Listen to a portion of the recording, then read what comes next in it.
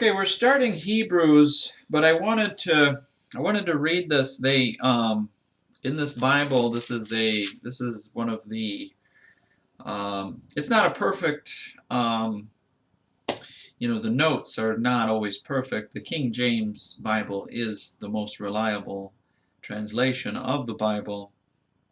Um, but some of these notes are very excellent. And he's making that point in this note here at the start of Hebrews.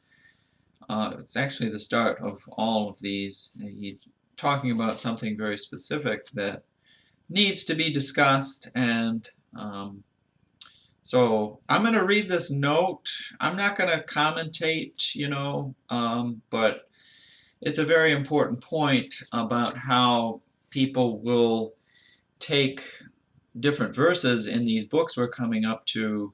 They'll take them out of context to make you feel, doubt yourself or doubt your salvation, or make you think you have to be a certain way. I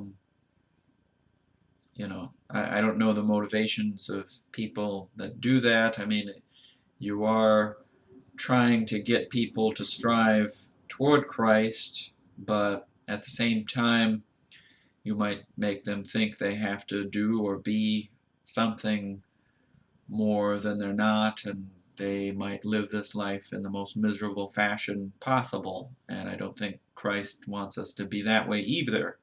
So, but anyway, this introductory couple paragraphs here, I haven't, I haven't read through them specifically myself and really thought about it myself, but I thought I'd share this intro with you, and it's a big discussion point. He may be right, he may be wrong. This is Schofield. This is one of his notes here, so I just wanted to start with this.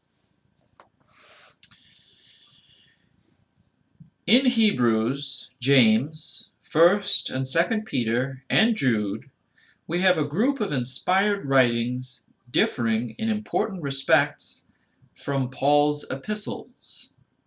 But this difference in no sense one of conflict, is in no sense one of conflict. All present the same Christ, the same salvation, the same morality. The difference is one of extension, of development. The Jewish Christian writings deal with the elementary and foundational things of the gospel, while to Paul were given the revelations concerning the church, her place in the counsels of God, and the calling and hope of the believer as vitally united to Christ in the one body. The other characteristic difference is that while Paul was in view the body of true believers who are therefore assuredly saved, the Judeo-Christian writers view the church as a professing body in which, during this age, the wheat and tares are mingled. Matthew 13:24-30. Their writings, therefore, abound in warnings calculated to arouse and alarm the mere professor. A word of caution is, however, needful at this point. The persons warned are neither mere hypocrites nor mere formalists. So far as they have gone, their experiences are perfectly genuine. It is said of the supposed persons in Hebrews 6:4-9 that they had been enlightened. Enlightened in quotations. And the same word is used in Hebrews 10:32, translated illuminated. They are said to have tasted of the heavenly gift. And again, a word importing reality is used, for it occurs in Hebrews 2:9 of the death of Christ. The true point of the divine solicitude is expressed in verses 1 and 2. It is that they shall go on. They have made a real beginning, but it is not said of them that they have faith. And it is said, verse 9, that things that accompany salvation are better. This fear lest beginners will come short is the theme of Hebrews 3, 7 through 4 and 3. The men in Matthew 7, 21 through 23 are not conscious hypocrites. They are utterly surprised at their exclusion.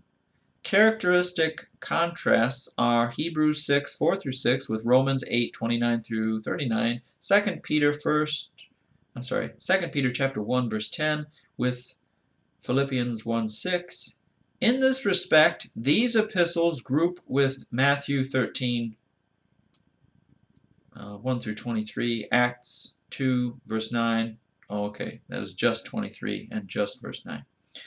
The two epistles of Peter, however, are less Jewish and more truly Catholic. It says Catholic, that means universal, than the other Jewish Christian writings. He addresses in his first epistle neither Jews as such, nor even Christian Jews of Jerusalem or Judea, but of the dispersion, while 2 Peter is not distinctively Jewish at all. And I'd like to talk more about this subject here. I mean, we have a lot, but it's a very important, this is a very important discussion point that could be expanded upon, but I'm trying not to offend anyone with my offensiveness. So, Let's begin Hebrews in the next video. Thank you. Goodbye.